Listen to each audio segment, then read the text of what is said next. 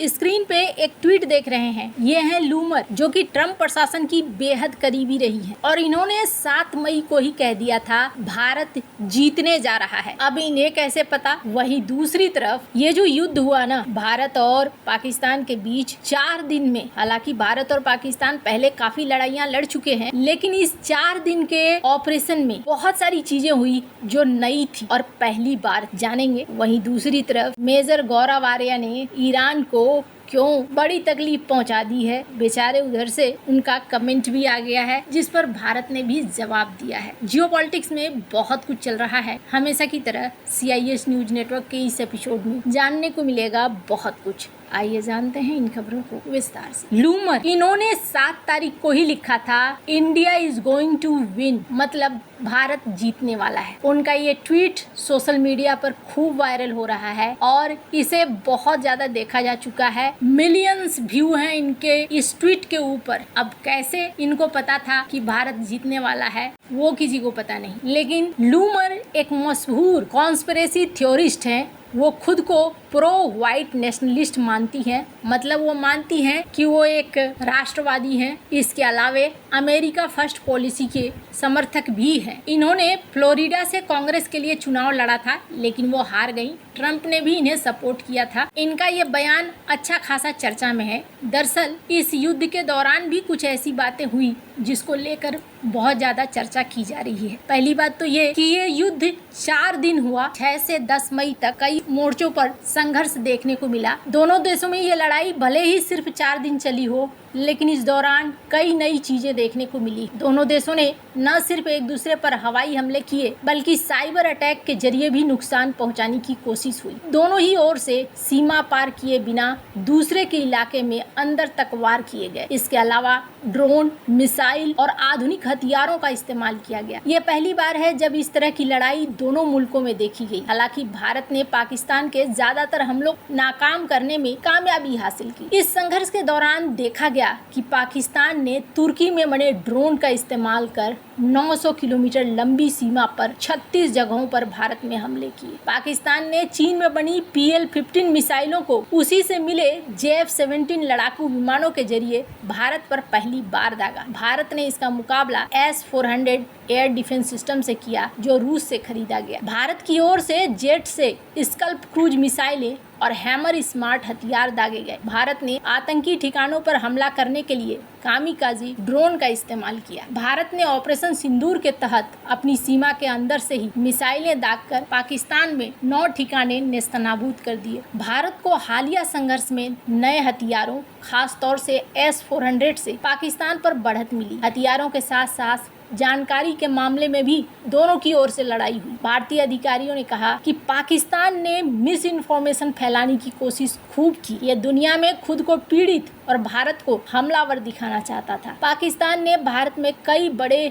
हमले करने का झूठ अपने देश की मीडिया और सोशल मीडिया पर चलाया। पाकिस्तान की ओर से भारत के S-400 सिस्टम को नष्ट करना, चंडीगढ़ में गोला बारूद डिपो खत्म हो जाना, सैन्य प्रतिष्ठानों पर हमले, ऐसी अफवाहें फैलाई गई। और ये सिर्फ प्रचार के लिए नहीं था और सिर्फ व्यू के लिए नहीं था, बल्कि ये एक सैन्य कोशिश थी ताकि सैन्य कार्रवाई को भी प्रभावित किया जाए और राजनयिक प्रतिक्रिया को भी प्रभावित किया जाए। और ये जो इंफॉर्मेशन वॉर है ना, ये आज से नहीं, बहुत पुराने समय से चलता आया है। अगर आपको याद न हो तो मैं बता दूं, महाभारत में युधिष्ठिर ने एक झूठ बोला और इसका असर द्रोणाचार्य पर पड़ा था। अश्वत्थामा मारा गया हाथी और इसने पूरे युद्ध की रूपरेखा बदल दी थी। तो मिस इन्फॉर्मेशन एक बहुत बड़ी चीज है। इतिहास में और भी कई उदाहरण हैं जिसमें सिर्फ एक मिस इन्फॉर्मेशन से बड़े बड़े साम्राज्य बर्बाद हो गए हैं। साम्राज्यों ने धूल चाट ली है। इस लड़ाई में दोनों देशों पर डिजिटल हमले हुए। पाकिस्तान और भारत दोनों ही तरफ से कई ट्विटर अकाउंट और वेबसाइटों को हैक करने के आरोप भी लगे। और इस युद्ध में एक और नई चीज देखने को मिली, डीप फेक वीडियो। एक AI जनरेटेड वीडियो में दिखाया गया कि भारत के विदेश मंत्री एस जयशंकर माफी मांग रहे हैं। पाकिस्तान में इसे दिखाकर कहा गया कि भारत डर गया है। भारत के PIB फैक्ट चेक यूनिट ने इसे पूरी तरीके से फर्जी और गलत बताया। पाक सेना के अफसर अहमद शरीफ चौधरी का भी एक फर्जी वीडियो वायरल हुआ। इस तरह की नई चीजें इस युद्ध में देखने को मिला। 70 साल में दोनों देश कई बार टकरा चुके थे, लेकिन यहाँ एक रूपरेखा देखने को मिल गई है कि आने वाला भविष्य कैसा होने वाला है। खैर, एक बात तो तय है कि पाकिस्तान यहाँ पर हारा, लेकिन अब पाकिस्तान के ही पूर्व राजदूत उन्हें आईना दिखला रहे हैं। स्क्रीन पर एक वीडियो देखिए। I will summarize. The US-Pakistan relationship is why I call it a magnificent delusion, the American delusion that if we just put in money, and now by now, America has put in $40 billion in economic and military assistance in Pakistan since 1948. 40. The rest of you, Canada, Europe, Britain, have also poured in amounts which would probably total about 15 billion. So that's about $55 billion in foreign assistance in a 66-year period.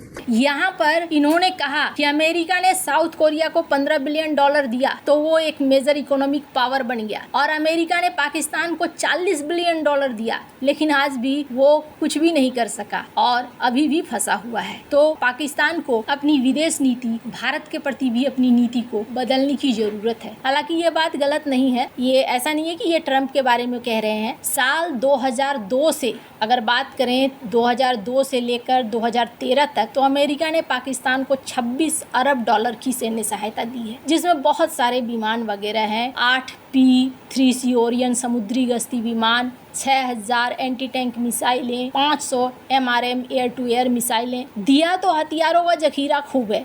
F-16, आज भी F-16 के पैसे मिलते हैं पाकिस्तान को, लेकिन मैंने पहले भी कहा था कि हथियार कितने भी अच्छे हों, चलाने वाले का जज्बा अगर अच्छा नहीं है, रणनीति अच्छी नहीं है, तो वो कामयाब नहीं होते हैं। यही पाकिस्तान के साथ हुआ। खैर, अब जहाँ ये सारी चीज़ें हुई, वहीं डिजिटल दुनिया में एक और लड़ाई देखने को मिली। स्क्रीन पर आप देख रहे हैं एक ट्वीट को मेजर गौरव आर्या ने जवाब दिया है। दरअसल क्या हुआ, इन्होंने अपने एक वीडियो में एक अपशब्द का इस्तेमाल कर लिया ईरान के दूत के लिए। ईरान और सऊदी दोनों ही यहाँ पर सुलह कराने आए थे, लेकिन इनका गुस्सा इस बात को लेकर था कि ईरानी मिसाइल से दिल्ली पर कथित तौर पर हमला करने की कोशिश की गई, जो गलत था और जो नहीं होना चाहिए था। तो गुस्सा फूटना तो कभी कभी बनता है, इसलिए बनता है क्योंकि एक तरफ दोस्ती की बात हो रही है और दूसरी तरफ कुछ और हो रहा है। हालांकि ईरान ने भारत से कहा कि आप इसका स्पष्टीकरण दें। भारत ने यहाँ पर जवाब दिया है, ट्वीट देख सकते हैं कि ये उनका पर्सनल राय है, ये हमारा आधिकारिक राय नहीं है। वहीं बात है ईरानी एम्बेसडर के ट्वीट पर, तो अपनी बात पर कायम दिखे मेजर गौरव आर्या, और मेजर गौरव आर्या ने और भी 2-4 लाइनें जोड़ दी है। हालांकि मैं यहाँ उन बातों को कहना नहीं चाहती, पर यहाँ इन्होंने कहा कि हाँ जी, हमारे देश में भी